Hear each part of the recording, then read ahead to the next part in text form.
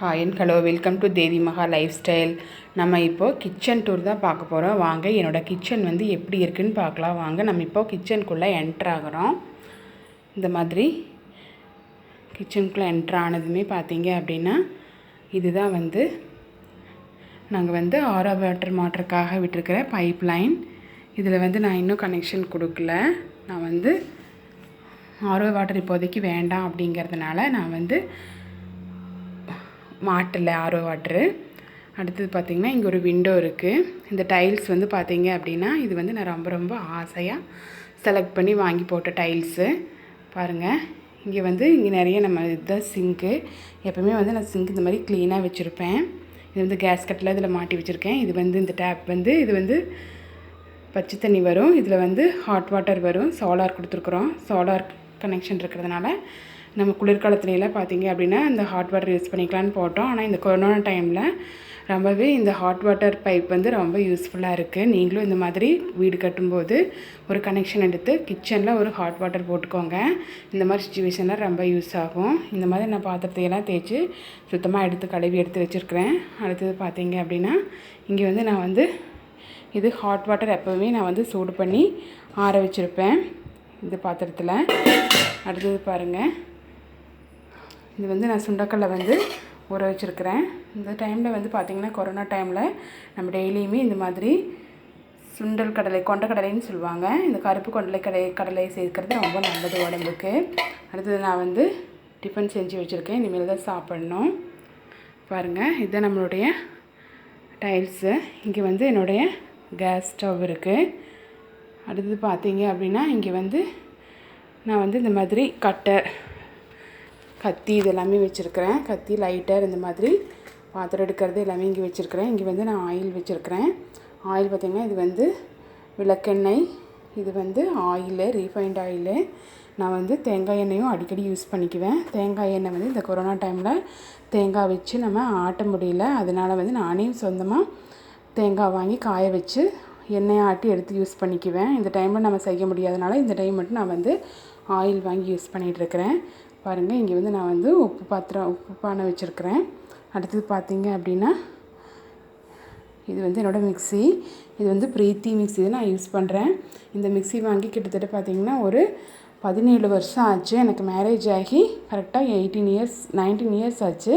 அந்த மிக்ஸி வந்து 2 இயர்ஸ்க்கு அப்புறமா வாங்கின மேரேஜ் ஆகி. இது வாங்கி 17 இயர்ஸ் ஆச்சு. இது வரைக்கும் எந்த கம்ப்ளைண்ட்டும் இல்லாமல் நல்லா ஓடிட்டுருக்கு. அடுத்தது பார்த்திங்கன்னா, இது வந்து இண்டக்ஷன் ஸ்டவ்வு. இது வந்து எங்கள் அப்பா வாங்கி கிஃப்ட் பண்ணார் எனக்கு. இதில் தான் நான் ஹாட் வாட்டர்லாம் வச்சுக்குவேன். அடுத்தது இங்கே வந்து இந்த சில்வர் ஒரு பாத்திரத்தில் வந்து பானையில், இந்த மாதிரி பானையில் வந்து நான் வந்து தண்ணி ஊற்றி வச்சுருக்கிறேன்.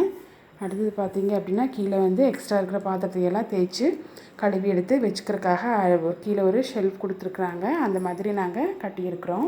அதுக்கு கீழே பார்த்திங்க அப்படின்னா, எங்களுக்கு வந்து நல்ல தண்ணி வந்து 10 days once தான் வரும். அதனால் நான் வந்து கீழே நிறைய பிளாஸ்டிக் குடத்தில் தண்ணியெல்லாம் பிடிச்சி எடுத்து வச்சுருக்கிறேன்.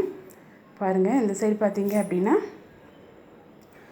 சிலிண்டர், மறுபடியும் எக்ஸ்ட்ரா குடத்தில் தண்ணி எல்லாமே வச்சுருக்கிறேன். இது வந்து என்னோடய குக்கர்.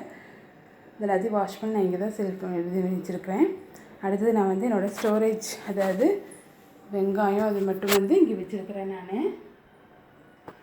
பாருங்கள், அடுத்தது என்னுடைய செல்ஃப் பார்த்திங்க அப்படின்னா, நான் வந்து ஃபஸ்ட்டு இங்கே தான் வந்து நான் வந்து என்னுடைய சம்பளம் எல்லாம் அடுக்கி வச்சுருக்கிறேன். இதில் தான் நான் வந்து ஒவ்வொரு இதாக போட்டு வச்சுருக்கிறேன். பாருங்கள், ஒவ்வொரு பொருளுமே இங்கே இதில் போட்டு வச்சுருக்கிறேன். பாருங்கள், இந்த டாப்பில் பார்த்தீங்க அப்படின்னா, நான் வந்து நிறைய இந்த மாதிரி 3 ரேக்கு தான் இருக்குது. இந்த 3 ரேக்கில் பார்த்திங்கன்னா, ஃபஸ்ட் ரேக்கில் நான் வந்து மளிகை சாமானெல்லாம் எடுத்து போட்டு வச்சுருக்கிறேன். நிறைய பேக்கெட்டில் இருக்கிறதெல்லாம் போட்டு வச்சுருக்கிறேன். பாருங்கள், இதில் வந்து பருப்பு, இந்த மாதிரி எல்லா பருப்பு ஐட்டம் எல்லாமே போட்டு வச்சுருக்கிறேன். ரவை, இந்த மாதிரி ஐட்டமெல்லாம் போட்டு வச்சுருக்கிறேன். அது போக நம்ம வந்து இந்த கண்டெய்னரில் வச்சுருக்கிறது போக மிச்சம் இருக்குது வந்து முட்டைக்காக வச்சுருக்கிறேன். முட்டையெல்லாம் வாங்கினோம் அப்படின்னா நான் இந்த பாக்ஸில் போட்டு எடுத்து வச்சுருவேன் தனியாக. அதுக்காக தான் இந்த பாக்ஸ் இங்கே வச்சுருக்கிறேன். ஈஸியாக இருக்குது எடுக்கிறதுக்கு. ஃப்ரிட்ஜில் வச்சோம் அப்படின்னா சீக்கிரமாக முட்டை வந்து அடுத்த நாள் நம்ம வேக வைக்கும்போது சீக்கிரமாக உடஞ்சிருது தோல். அதனால் நான் வந்து இந்த பாக்ஸில் வச்சுக்குவேன். அளவளவாக 2 days once முட்டை வாங்கிக்குவேன். பாருங்கள், மேல் ஃபஸ்ட் ரேக்கில் பார்த்தீங்க அப்படின்னா நிறைய மளிகை சாமானம் எக்ஸ்ட்ரா இருக்கிறது எல்லாமே நான் அங்கே தான் அடுக்கி வச்சுருக்கிறேன். அடுத்தது இந்த ரேக்கில் பார்த்தீங்கன்னா இது வந்து நம்மளுடைய அஞ்சரை பெட்டி. இந்த அஞ்சரை பெட்டி வந்து அம்மா எனக்கு வாங்கி கொடுத்தாங்க. இந்த அஞ்சரை பெட்டி இது வந்து 400 சம்திங் வந்துச்சு. அடுத்தது இந்த சம்பளம்னு சொல்லுவாங்க இதுக்கு பேர். இந்த சில்வர் டப்பால் எல்லாத்துலேயுமே வந்து நான் பருப்பு, நிறைய பருப்பு ஐட்டங்கள் போட்டு வச்சுருக்கிறேன். உளுந்து பருப்பு, துவரம் பருப்பு, பாசிப்பருப்பு, இந்த மாதிரி நிறைய பருப்பு, பச்சரிசி இதெல்லாமே போட்டு வச்சுருக்கிறேன். கம்பு, வரகு, சாமை, சோளம் எல்லாமே போட்டு வச்சுருக்கிறேன். ஒவ்வொன்றிலையும் ஒவ்வொரு பொருள் போட்டு வச்சுருக்கிறேன் பாருங்கள். அடுத்த ரேக்கில் பார்த்தீங்க அப்படின்னா இந்த வெந்தயம், சீரகம், மிளகு இதெல்லாம் வந்து நான் எக்ஸ்ட்ரா வாங்கிக்குவேன். ஒரு 1/4 கிலோ வாங்கி இதில் போட்டு வச்சுக்குவேன். நம்ம அஞ்சரை பெட்டியில் வேணுங்கும்போது ஃபில் பண்ணிக்குவேன் நான். அது போக எக்ஸ்ட்ரா இந்த சாம்பார் தூள், மிளகாய் தூள் இதெல்லாமே வந்து பிரியாணி மசாலா தூள் இதெல்லாமே வந்து இந்த மாதிரி டப்பாவில் போட்டு இந்த கண்டெய்னரில் நான் ஈரம் படாமல் தண்ணி படாமல் இருக்கணும் அப்படிங்கிறக்காக இந்த மாதிரி பிளாஸ்டிக் டப்பாவில் போட்டு வச்சுருக்கிறேன். நம்ம இந்த மாதிரி பொடிகள் எல்லாமே பார்த்திங்க அப்படின்னா சில்வர் கண்டெய்னரில் போட்டு வைக்கும்போது சீக்கிரமாக பூச்சி வந்துடுது. அதனால் இந்த மாதிரி பொடிகள், மசாலா பொடிகள் மட்டும் வந்து நான் இந்த மாதிரி பிளாஸ்டிக் கண்டெய்னரில் போட்டு ஸ்டோர் பண்ணி வச்சுருக்கிறேன் பாருங்கள். அது போக கீழேயும் வந்து நிறைய டப்பா வச்சுருக்கிறேன். அதுலேயும் பார்த்தீங்க அப்படின்னா வறுகடலை, சம்பா ரவை எக்ஸ்ட்ரா இருக்கிறது, நாட்டு சர்க்கரை, ஹார்லிக்ஸ் இதெல்லாமே வச்சுருக்கிறேன். அது கீழே பார்த்தீங்க அப்படின்னா அந்த பக்கெட்டில் வந்து நான் கோதுமை மாவு, நான் ரேஷனில் வாங்குகிற கோதுமை மாவு, நல்லா கூடவே வந்து பார்த்தீங்க அப்படின்னா சுண்டக்கடலையும் கொஞ்சமாக சோயா மீல் மேக்கர் கிடையாது, சோயா பீன்ஸ்னு சொல்லுவாங்க, ஒயிட் கலரில் இருக்கும். அது வந்து நிறைய ப்ரோட்டீன் ரிச் ஃபுட்டு. அதாவது பாசிப்பயிறு மாதிரியே கொஞ்சம் பெருசாக இருக்கும். அதுதான் வந்து சோயா.